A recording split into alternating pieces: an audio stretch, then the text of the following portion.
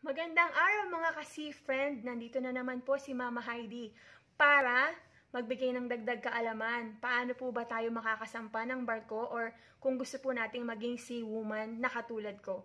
At kung interesado ka, just keep on watching. Pero bago ko umpisa ng video na ito, huwag mong kalimutang mag-subscribe at i-hit mo na rin yung notification bell para updated ka sa mga susunod kong topic.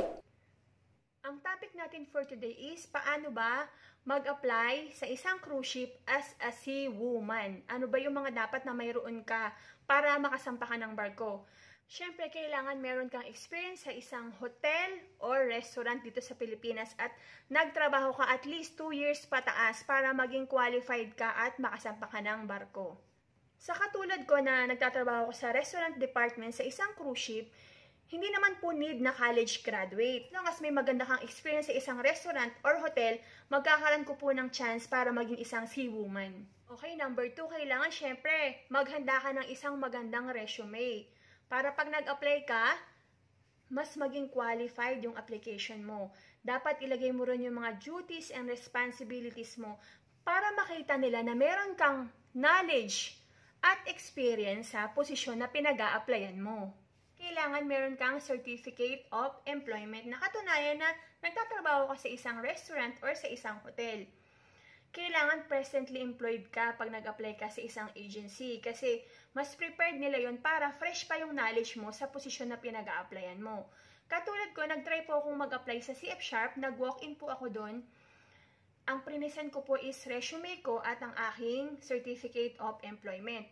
Mabuti na lang po nung araw na yun, may dala akong payslip. Kailangan po nila nung pinaka bagong payslip mo at kailangan din po nila yung company ID mo. Ipapaserox mo po yun at ipapasa mo po sa kanila kasi gusto nila employed ka habang nag-a-apply ka sa kanila. After noon, pinag-fill up po nila ako ng application form and then pinil upan ko po yun, pinasa ko po and then kasunod na po noon ang interview. In-interview po ako ron pagkatapos kong pirmahan ang application form.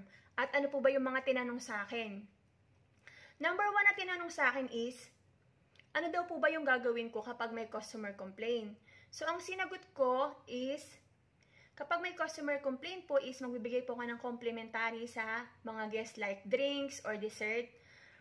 Tapos, tinanong niya rin ako, ano pong gagawin nyo kapag hindi nyo na po ma-handle ang customer complaint? Ang sinagot ko po is, tatawagin ko po yung supervisor ko. So, English po yung sagot natin ha, na medyo nagulat nga po ako rin kasi Taglish yung sinasagot ko, pero sabi niya, answer me in English. Pragmatic na yun, nag-a-apply tayo sa abroad. Siyempre, dapat ang sagot din po natin is English, kaya magbaon po kayo ng maraming English ha. After nung interview, sasabihin din po sa inyo kung pumasa kayo. So, sinuwerte po tayo at binigyan tayo ng chance ni Lord, pumasa po tayo doon sa interview. And then after that, pinag-exam po nila ako sa Marlins. Online exam po yun at nagbabayad ka ng 950 pesos. Nung panahong nag-apply ako, hindi ko na po alam kung magkano na po yung bayad ngayon. Opo, may bayad po yung exam. 950, kaya dapat ready ka. Mabuti na lang po nung araw na yon is may dala po akong extra na pera. So, pumunta po ako ron sa office ng Marlins. Nag-exam po ako. Yung exam na yun is, kung hindi ako nagkakamali, 1 to 50, and then may time frame siya na kailangan mo siyang matapos within, halimbawa, 1 hour. And then, nung matapos ko na po yung exam, pumasa po ako, bumalik po ako ulit sa office, dun sa agency, at ibinigay ko po yung certificate na pumasa po ako doon sa exam. Marlins exam po yung tawag doon. And then, after nun, sabi sa akin, magantay lang daw po ako ng tawag. At binigyan na rin po ako ng date para sa orientation. Then, after orientation, tapos na po yung orientation, binigay po yung date na kung kailan kami magka-final interview. Yung final interview po is principal interview po yun. Lahat po nung mag-i-interview sa inyo is galing ng Miami's office, mga foreigner. So, mag-aral po kayo kasi hindi nyo po alam kung ano po yung itatanong nila sa inyo. Kaya, habang nag-aantay ako, nag-aral-aral po ako about sa restaurants, kung ano yung mga dapat kong malaman kasi mamaya yun ang itanong sa akin, hindi ko alam. Sa pag-apply sa cruise ship, hindi po ganun kadali kasi mag-iintay ka. Kasi naaalala ko, nag-apply ako noon is September 30, 2013. And then ang aming orientation is October 22, 2013 at ang aming principal interview is November 20, 2013. Ano ba yung mga itinanong sa akin sa principal interview? Okay, number 1, ang itinanong sa akin, marunong ba akong magbuhat ng oval tray? Siyempre, sinabi ko, opo, marunong akong magbuhat. And then, number 2, ang tinanong niya sa akin, bakit sea-based ang napili mo, hindi land-based? Siyempre, ang sinagot ko, sea-based po yung pinili ko kasi po maiksi lang po yung kontrata at madali ako makakauwi sa Pilipinas at makakasama ko yung pamilya ko. Tinanong niya rin po sa akin kung ilan po yung seating capacity ng restaurant na pinagtatrabahuan ko. Buti na lang kamo lahat ng mga tinanong niya sa akin is hindi mahirap.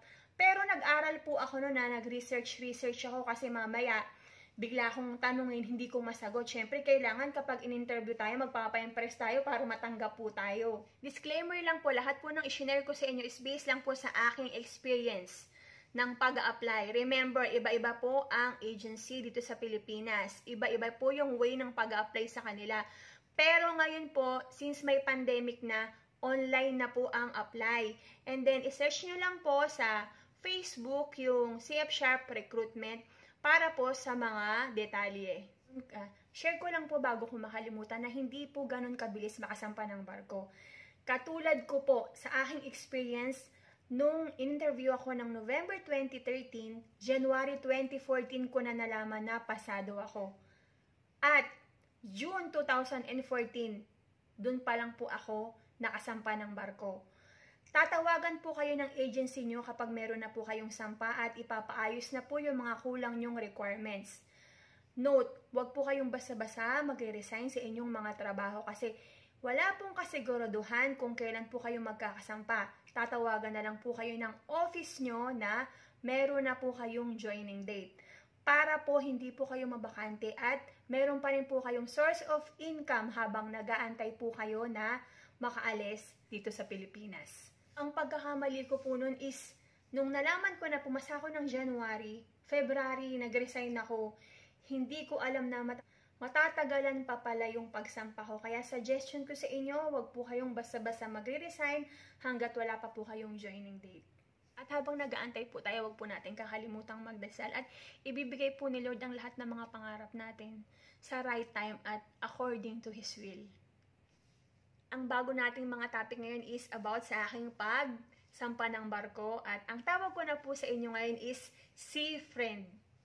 Maraming salamat po sa lahat ng mga taong sumuporta sa channel ko at sana po sa pag-switch ko ng topic sa aking channel is suportahan nyo pa rin po ako at kung sino man po yung mga nagbabalak or nangangarap na maging seawoman na katulad ko, ito na po yung chance nyo para ma-experience nyo kung ano po yung mga ginagawa ko at magkaroon kayo ng idea sa mga araw-araw na ginagawa kong trabaho sa barko at ang aking daily routine. Sana po manood pa rin po kayo sa aking mga vlogs. Mag-iingat po tayong lahat. Maraming salamat po. See you again next time. Bye!